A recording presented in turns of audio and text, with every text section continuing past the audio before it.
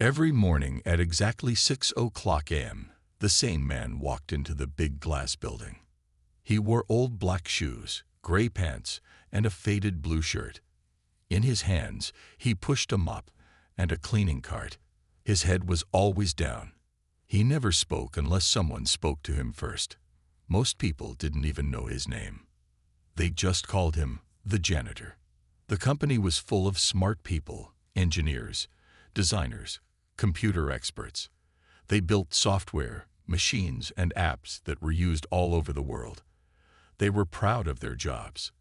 They laughed loudly in meetings and walked fast, like they were always too busy. The janitor walked slowly, silently, but he saw everything. Some people laughed at him behind his back. "He smells like floor cleaner," one guy whispered. "I heard he sleeps in the basement," another joked. Nobody really cared about him. To them, he was just part of the building, like a chair or a trash can. But he didn't seem to mind. One day, a new intern named Sarah stayed late to finish her work. Everyone else had gone home. She heard the sound of a mop in the hallway. Curious, she peeked outside. The janitor was cleaning, like always, but something was different. He had a thick book on his cart. It wasn't a cleaning manual. It was a book about artificial intelligence. Big words, complex diagrams, things even she didn't understand. She walked up slowly. "That's a hard book," she said gently. The janitor looked up. His eyes were kind, but sharp, like he could see right through her. "It helps me think," he replied. Then he smiled and kept mopping. Sarah went back to her desk, but her mind kept turning. Why would a janitor read a book like that? The next day, Sarah told one of the other interns. "He's probably pretending," they said. But Sarah wasn't so sure. Over the next few weeks, she watched him closely. He was always quiet, but he moved with purpose. He fixed a broken coffee machine one day without tools. Another time, he stopped an elevator from making a strange sound by pressing just the right buttons. He never said much, but when he did, his words were deep. "Machines are like people," he once told Sarah. "They just want to be understood." One Friday evening, something strange happened. The company's main server crashed. Emails stopped working. People couldn't log in. Panic spread across the office. The IT team worked fast, typing codes, running around, making calls. No one could find the problem. The CEO shouted from his office, "Fix it. We're losing clients." Everyone looked stressed. Then, near the server room, someone found a sticky note. It was yellow and had one line of code written on it. Very specific, very unusual. An engineer tried it. Within seconds, everything came back. Silence fell. People looked at each other. "Who wrote this?" one asked. No one knew, but the note was stuck to a cleaning cart, the janitor's cart. By the time they looked for him, he was gone. Security checked the cameras. At 4 a.m., the janitor had entered the server room. He stood there for 5 minutes, looking at the screen.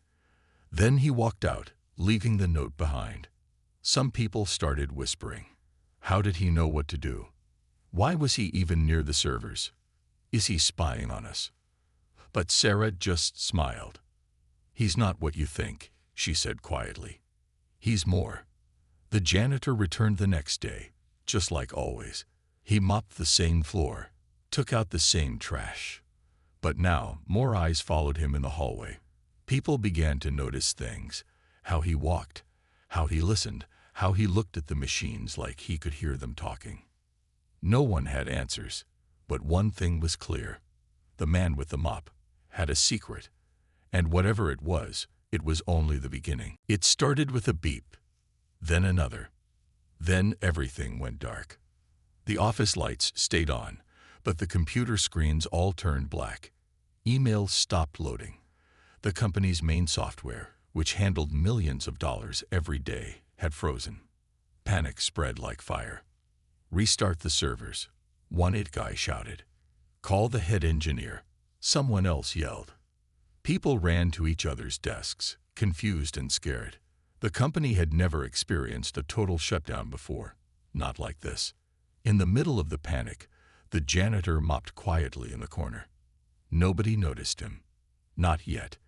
The CEO, Mr. Thompson, stormed out of his glass office, red-faced and shouting, "This is costing us thousands every minute. Fix it now." The engineers typed fast, sweat on their foreheads. But every time they tried to fix the glitch, the system froze again. It was like something was inside the code, something they didn't understand. "It's not a regular bug," said Ravi, the senior coder. "This looks like it was placed here." "You mean a hack?" someone whispered. Ravi didn't answer. He just stared at the screen, worried. For hours, the team tried everything. Backup files didn't work. Passwords failed. Even the emergency system refused to start. The CEO's face grew darker. He grabbed his phone and threatened to fire half the tech team. But then, something strange happened. On a small table in the hallway near the server room, someone noticed a yellow sticky note. It had just one line written on it. A strange code. Nothing long, just a few letters and numbers. At first, they thought it was trash. But Sarah, the intern, looked closer. "It's written in code," she said, "but not like ours." She showed it to Ravi. His eyes widened. This might be it," he whispered.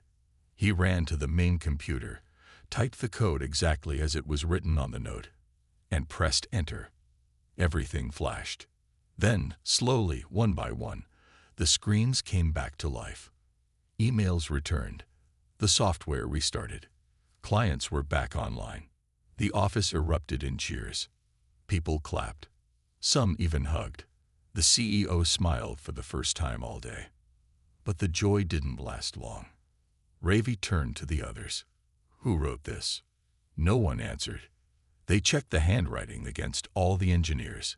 It didn't match. Then Sarah spoke up. "I've seen that handwriting before." Everyone looked at her. "It's the janitor's," she said softly. The room went silent. "The janitor," the CEO repeated, confused. Security was called. They pulled up the hallway camera footage. It showed the janitor walking down the corridor at 4:15 a.m. He paused by the server room door. Then he leaned over the table and placed the sticky note. He never entered the room. He just left the note. Why would he do that? Someone asked. "Who is he?" said another. No one had answers. The janitor didn't show up the next morning, or the day after that. Some people said he was scared. Others thought he was hiding something. But Sarah felt something else. "He wasn't hiding," she whispered. "He was waiting." On the third day, the janitor came back, like nothing had happened. He pushed his mop slowly through the hallway, the usual calm on his face. But now, people looked at him differently. They moved out of his way. They didn't laugh anymore. They didn't speak. They just watched. The CEO called a meeting with the department heads. "This isn't normal," he said. "A janitor doesn't just fix a $1 million problem with a sticky note." "He didn't just fix it," Ravi said. "He knew something we didn't. That code wasn't random. It was deep, clean, like it came from the person who built the whole system." Silence filled the room. Then the CEO ordered a background check. HR searched through files, scanned every system, made calls. But when they looked up the janitor's records, there was almost nothing. Just a first name, Michael. No photo. No previous job history. No school. No ID. "It's like he doesn't exist," said the HR manager, eyes wide. The CEO's face turned cold. "Then find out who he really is." That night, one of the junior employees followed the janitor after work. He stayed far behind as Michael walked out of the building, down a quiet street. But after a few blocks, the janitor disappeared into a narrow alley. When the employee turned the corner, he was gone. No sign, no footsteps, no sound, just silence. The next morning, The janitor was back again. This time, with a new badge, different from the company ones. It was older, faded, but it had a signature. And that signature belonged to the original founder of the company. The founder who disappeared years ago. The building was quiet when Michael arrived the next day. He wore the same clothes as always, pushed the same cart, mopped the same floor. But now, everyone looked at him like he was someone else. Because he was. He wasn't just the janitor anymore. He was the mystery. The man who fixed what the best engineers couldn't. The man who left a sticky note that saved millions. The man whose badge, somehow, was signed by the company's original founder. And that scared people. At first, no one dared to talk to him. They whispered in corners, peeked around doors, and stared from behind computer screens. It was like a ghost had walked into the office, a ghost who knew more than they ever would. The CEO, Mr. Thompson, was not happy. "We need to know who this man really is," he said sharply during a board meeting. "HR couldn't find anything," said Mr. Clark, the head of staff. "Just a first name. Michael. No last name. No ID copy. No background. Not even a bank account. We've been paying him in cash for 3 years." 3 years? Someone asked. "Yes, hired through a third-party contractor. But when we called that company, they don't exist anymore." The room went cold. "He doesn't exist on paper," the CEO said, tapping his pen. "So either he's hiding something, or someone erased him." Sarah, the intern, whispered. Everyone turned to her. She was the only one who had ever spoken kindly to Michael, the only one who wasn't afraid. "I think he's been here for a reason," she said. "Maybe he's watching us, protecting something." The CEO didn't like that answer. "I want security watching him 24/7. If he does anything suspicious, I want to know." That night, Michael stayed late. He walked through the dark hallways, mop in hand, like always. But instead of going home at 9, he entered the tech floor, where the servers were. He didn't touch anything. He just stood there, staring, not at the machines, but at the walls. Then he walked to a painting, an old one that had been hanging there for years. He reached behind it and pulled out a small metal box. The cameras caught it all. Security called the CEO. By the time they arrived, Michael was gone. The box was gone too. But what he left behind on the floor was a single photo. It was old, black and white. In the photo were 2 young men, smiling, shaking hands in front of a small computer. One was the current CEO, Mr. Thompson. The other, it was Michael. No one in the office had ever seen him look like that. Young, full of life, and proud. On the back of the photo, in faded handwriting, were 4 words. "We started this together." The next morning, everything changed. Sarah came into the office early and found Michael already there, sitting in the break room. He wasn't cleaning. He wasn't mopping. He was just sitting, thinking. She sat across from him. "You built this company, didn't you?" she asked softly. Michael looked at her. "I helped," he said, "a long time ago. Before it was big. Before it was cold." "Then why did you leave?" Michael didn't answer right away. He stared at the floor, eyes heavy. "Because sometimes, when you build something with someone you trust, you don't expect them to steal it from you." Sarah's breath caught in her chest. "Mr. Thompson." Michael gave a sad smile. "He changed. Power changes people. He locked me out, deleted my name, made sure no one remembered." He paused. "But I remembered, and I stayed." "Why?" Michael looked up at her. "Because there's something inside this company now. Something dangerous. Something I didn't build. But I know how to stop." Before Sarah could ask more, Michael stood up. "Watch what happens next," he said. Then he walked out of the room, leaving her speechless. That day, news spread fast. An anonymous email was sent to the company mailing list. It had no subject, just one attachment. It was a video. In it, the CEO was younger, sitting at a table with Michael. The two were designing a software system together. The date stamp was from 12 years ago. Michael's voice in the video said clearly, "We'll split the credit, 50-50. And the CEO had smiled and said, "Of course, you're my brother." The company exploded with gossip. People were shocked, confused. Some were angry. Why didn't we know this? Why did the CEO lie? Is Michael really the co-founder? Security rushed to find Michael. But again, he was gone, just like before. Only this time, the questions were louder. And the truth, it was getting harder to hide. That evening, the CEO held a meeting. His face was red. His voice shook with anger. "He's trying to ruin this company," he said. "He's bitter. He wants revenge." But Sarah stood up. "No," she said. "He wants justice." The room fell silent. Because deep down, everyone knew. The man with the mop wasn't just a janitor. He was the real beginning. And he wasn't finished yet. The storm rolled in around midnight. Thunder cracked across the sky.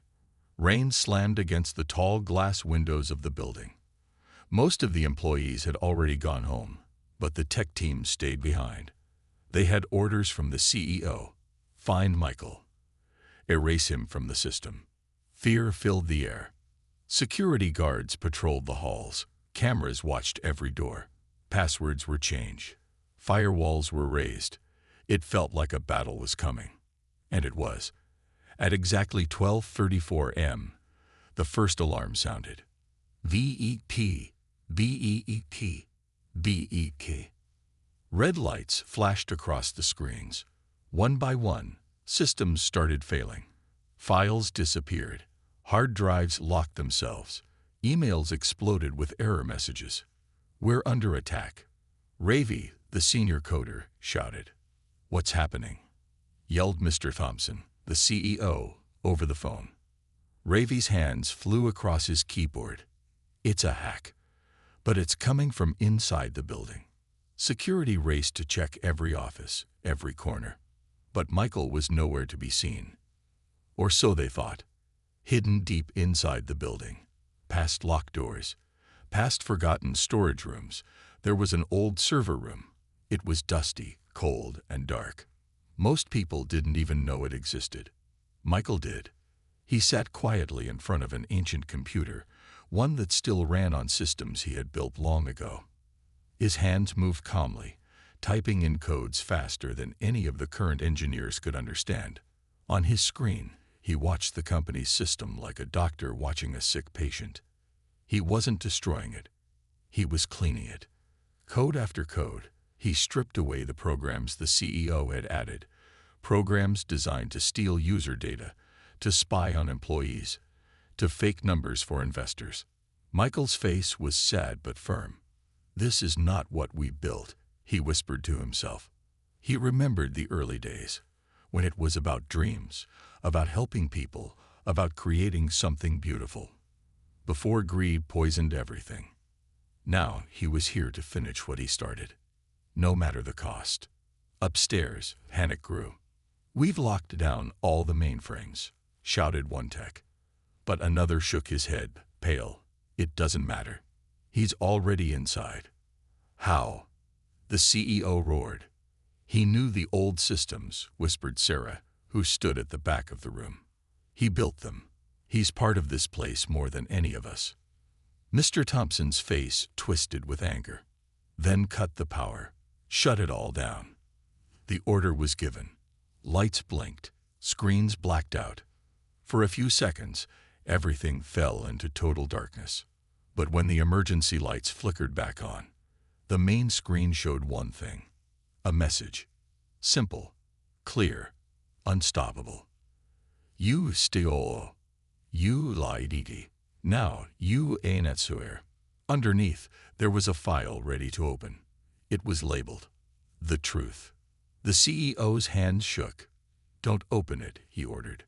But Sarah, moving faster than anyone expected, ran forward and clicked it. The file opened.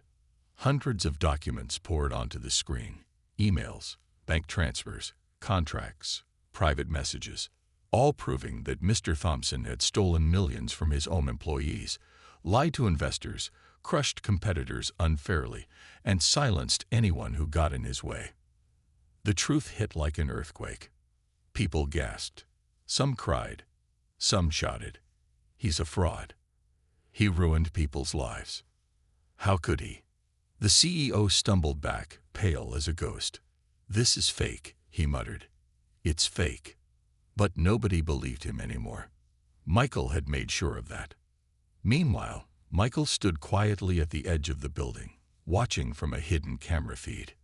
He saw the shock, the fear, the awakening. It wasn't revenge he felt. It was sadness. Sadness for the dream they had lost. Sadness for the company that could have been great. He pulled out a small USB drive, the heart of the hack. Without a word, he snapped it in half and threw it into a trash bin. He didn't want control. He didn't want fame. He just wanted the truth to live. By the next morning, the news had already spread. Reporters camped outside the building. Police arrived with warrants. The CEO tried to leave through a back door, but was stopped by officers. Sarah watched it all from a window upstairs. She knew Michael was probably already gone, like smoke in the wind. But somehow, she didn't feel sad. She felt hope.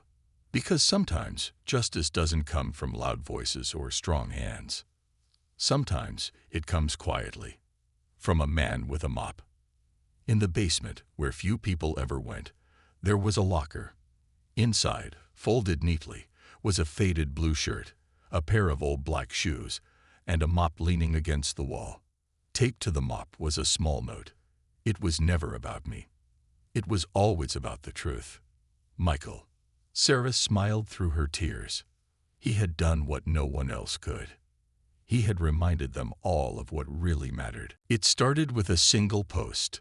Sarah uploaded the video, the one where Michael and Mr. Thompson stood side by side, years ago, building something beautiful together. She added a simple caption. The real founder never wanted credit. He just wanted honesty. Within minutes, it spread like fire. By morning, Michael's face was on every screen. The hidden genius behind a billion-dollar company. The janitor who built the empire. He cleaned the floors and cleaned the truth. News channels, social media, blogs, everyone wanted to know who this man was. People were amazed, shocked, inspired. Millions of people around the world watched the footage of the quiet man with the mop, fixing a broken system with just a sticky note and a memory. Children saw a hero. Employees saw hope. And the world saw something rare, humble brilliance. But Michael was gone. No one knew where he went. The police tried to find him to ask questions. The media offered him interviews, money, even awards. But he didn't answer. He didn't show up. It was like he vanished into thin air. Sarah was the only one who believed he hadn't left forever. He's not hiding, she told the board members. He's watching. Like always. The company, now under investigation, fired Mr. Thompson. Authorities found the secret accounts, the false reports, and the illegal deals. He was taken away in handcuffs, shouting that he was innocent. No one believed him, because the truth had already spoken. After the news broke, something strange started happening. People from around the country, engineers, coders, and even janitors, began sharing their own stories. Stories of how their ideas were stolen, how they were ignored, how they were judged because of how they looked, what they wore, or where they came from. Michael became a symbol, not of revenge, but of silent strength, of kindness that didn't need cameras, of genius that didn't need applause. One day, a group of school kids sent a letter to the company. It had dozens of hand-drawn pictures, stick figures of a janitor with a mop and a cape, smiling, helping, leading. Sarah placed the drawings on the old server room door, the one Michael had used to fix everything. She put a sign above it. Michael's room, where truth lives. People started visiting it every day. They'd leave thank you notes, sticky notes, just like the one he used. Some just wrote, "Thank you for reminding us to stay good. You matter. You didn't wear a suit, but you were the smartest one here." Weeks passed, then months. The company changed. No more secrets, no more lies. They renamed one of their major systems, Project M, to honor Michael. They even added a sentence under the company's mission statement. No job is small. No voice is silent. Every hand builds something. It was written in gold letters in the lobby. Visitors stopped to read it, and every time they did, they asked about the janitor who was more than a janitor. Sarah became a team leader. She made sure the company stayed honest. She taught new hires the story of Michael. Remember, she'd say, greatness doesn't need attention. It just needs heart. Then, one rainy afternoon, it happened. Sarah was leaving work late, umbrella in hand, when she saw a man walking down the sidewalk. Old black shoes, simple coat, same calm walk. Her heart skipped. She called out, "Michael?" He stopped, but didn't turn. "You changed everything," she said, tears in her eyes. He turned his head just slightly and gave her a soft smile. Then he nodded and walked on.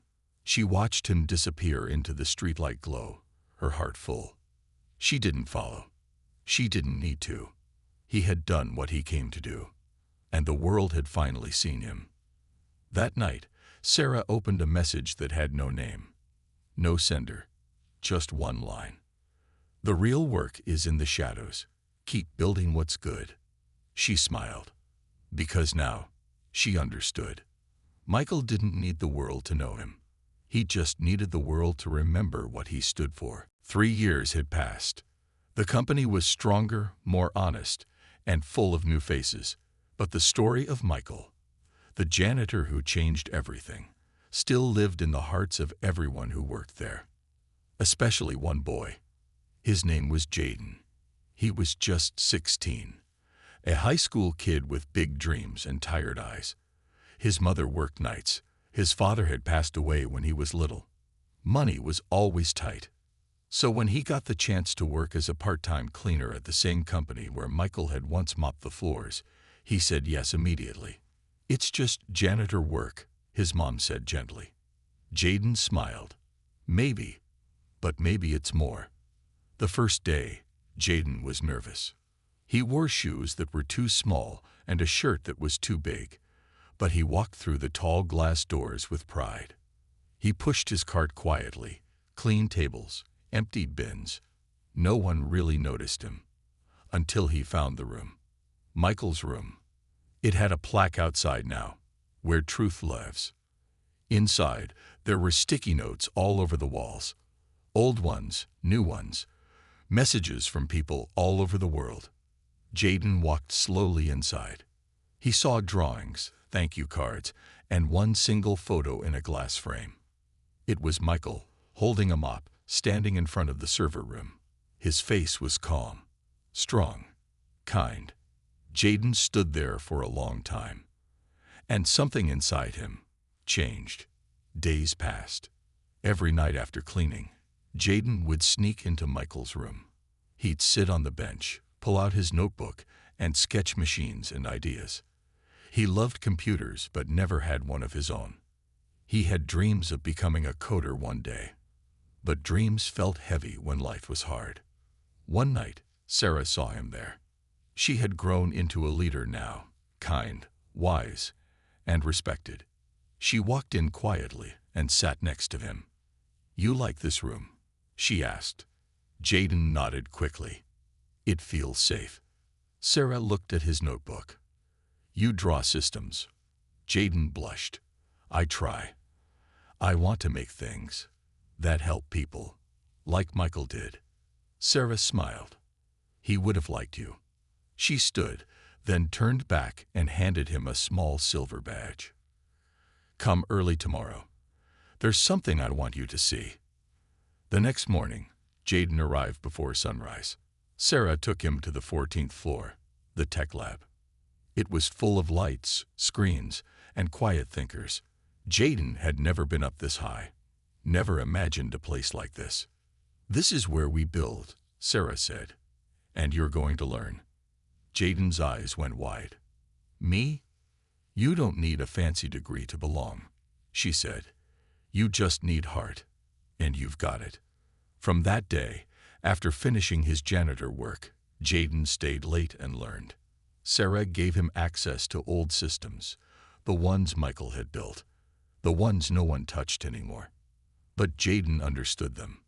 He could read Michael's code like a story, and slowly he began to write his own. One day, Jaden created something small, a simple program to help night shift cleaners log their hours and request help easily. Before that, they had to use pen and paper. He called it MOP, short for Monitor, Organize, Protect. It was clean, simple, helpful, just like Michael. Sarah saw it, smiled, and had it installed company-wide. It saved hundreds of hours. It made workers' lives easier. People talked about it. They asked, "Who built this?" Sarah simply said, "A boy who followed the footsteps of someone great." But Jaden never bragged. He never shouted or asked for attention. At night, he still cleaned, still visited Michael's room, still whispered, "I hope I'm making you proud." One night, he found a new note pinned to the wall. It hadn't been there before. It was written in the same handwriting from the old sticky note, the one that saved the company all those years ago. The note said, "You are not just following footsteps.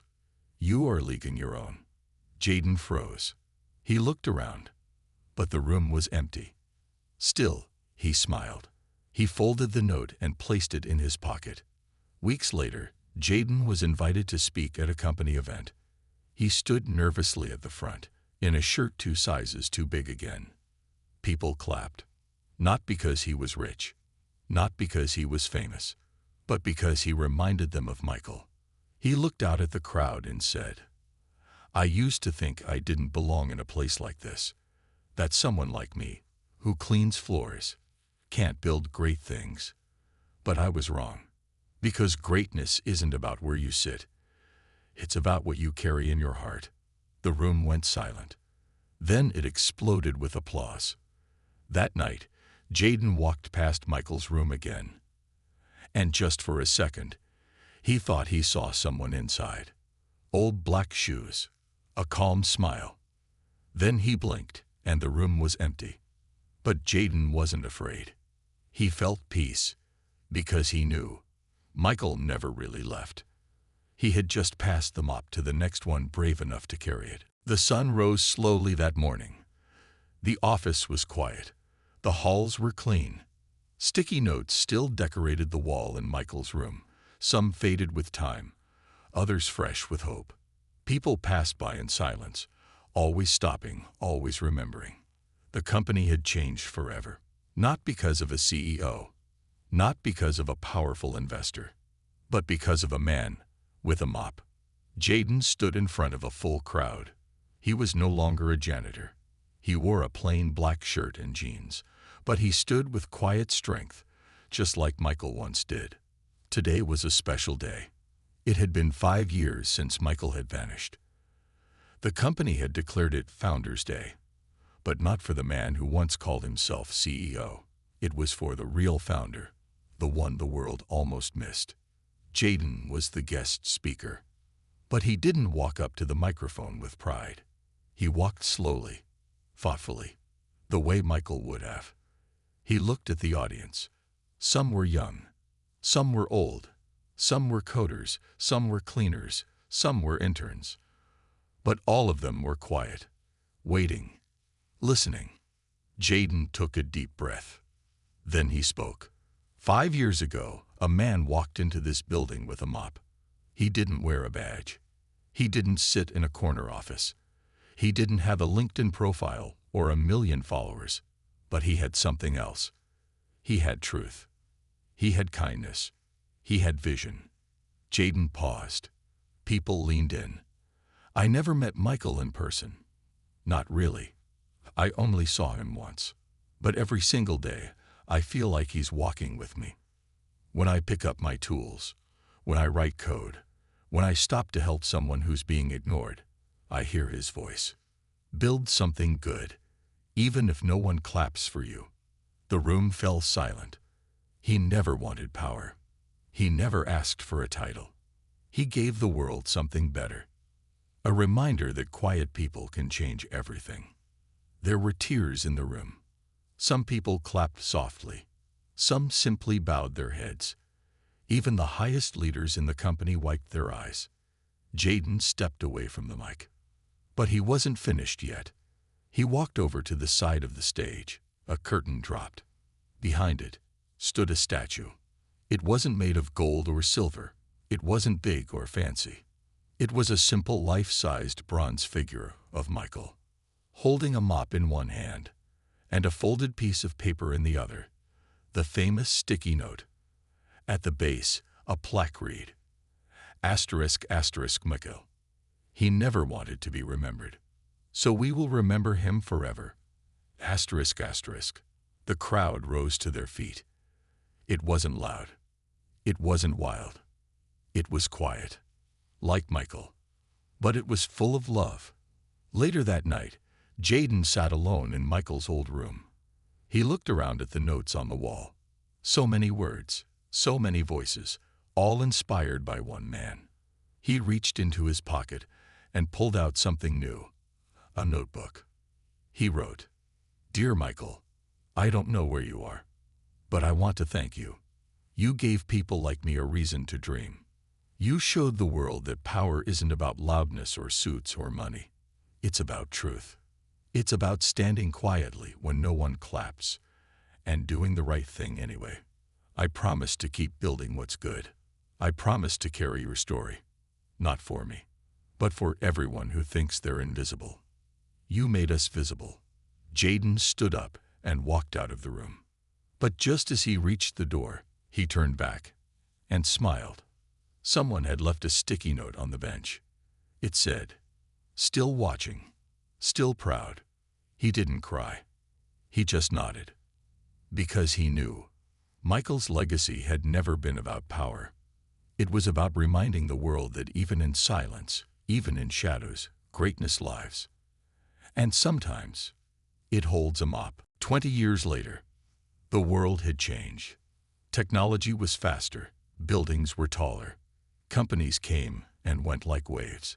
But inside one humble, still standing room, Michael's room, the light never stopped glowing. Jaden, now grown, with silver in his beard and wisdom in his eyes, walked quietly into the space that started it all. The walls were still covered in sticky notes. But now, they came from over 50 countries, some written in English, some in Arabic, Swahili, Hindi, Chinese, Spanish, languages of people who had heard the story of the janitor who changed the world. A man who had no title, no power, and no spotlight, but whose voice still echoed. Jaden stood in silence. Behind him, footsteps. A young girl, barely 12, stood holding a notebook. She wore a hoodie, dusty sneakers, and had eyes full of fire. Her name was Maya. She had lost her father in an accident. Her mom cleaned offices at night. But she was smart, very smart. Jaden had met her during one of the company's outreach programs. She didn't talk much, but her notebook was full of systems and ideas. Jaden looked down at her and smiled. "Ever been here before?" he asked. She nodded slowly. "Twice. I like the quiet." He handed her a worn-out photo of Michael. "This is the man who built everything," Jaden said, even though nobody saw him. Maya stared at the picture. "He looks like he listens more than he talks," she said softly. Jaden chuckled. He did, and when he spoke, he moved mountains. That day, Jaden gave Maya a tour of the new tech lab, named Michael's Way. It was different from other labs. There were no locked doors, no dress codes, no loud leaders barking orders. Just people helping people. people building good things. There were kids teaching adults, cleaners helping engineers. Titles didn't matter. Kindness did. On one wall, written in big, simple letters were Michael's original words. Build something good, even if no one claps for you. One evening, Maya came running into Jaden's office, holding her notebook. I fixed the system for water delivery tracking, she said proudly. I simplified the code. It uses fewer steps. Jaden took the notebook and read her notes. He paused, then smiled. You know, he said, this reminds me of something Michael once built. Years ago. You think like him. Maya beamed. Maybe one day I'll be like him. Jaden leaned in and said something she would never forget. Don't be like him. Be like you. That's what he would have wanted. In the years that followed, Maya became one of the youngest contributors to the company's global tech network. She designed software to help farmers predict weather. She created apps to teach kids how to code, even if they didn't have Wi-Fi. She became famous, but she never forgot Michael. Every project she finished, she left a hidden tag in the code. // for the janitor who saw the world clearly. And every time she walked into Michael's room, she placed one more sticky note on the wall. Her notes were always short, but always powerful. You gave me a path. You believed before the world did. Thank you for being silent, so we could hear ourselves. One day, Maya was asked during an interview on live TV, "Who's your biggest hero?" She didn't blink. She didn't mention a celebrity or scientist or president. She said, "A janitor named Michael. He saw broken systems. He fixed them without shouting. He chose truth over credit, and he taught us that you don't need a title to be great. You just need courage." The world listened again, and in quiet corners of classrooms, offices, and homes, another generation started writing their own notes. Jaden, now an old man, watched all of this from his small desk near the lobby. He didn't run the company anymore, but he came by to sit in the sunlight and greet new faces. A little boy walked up one day and asked, "Sir, is it true the man who saved this place never even got a trophy?" Jaden looked out the window and smiled. "He didn't need one," he said. "Why?" the boy asked. Jaden leaned down and whispered, "Because his real trophy was this.